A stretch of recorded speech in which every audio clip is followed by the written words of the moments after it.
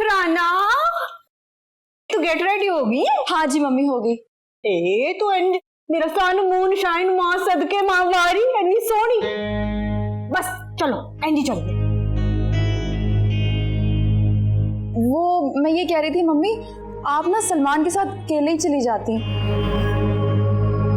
मुझे अभी 10 काम पड़े, लंच भी रेडी नहीं किया है मैंने अभी तक। हाँ हाँ अम्मा जान की बहू रानियां खा खा के मोटी ताजी हो गई हैं, फप्पे कुटनियां।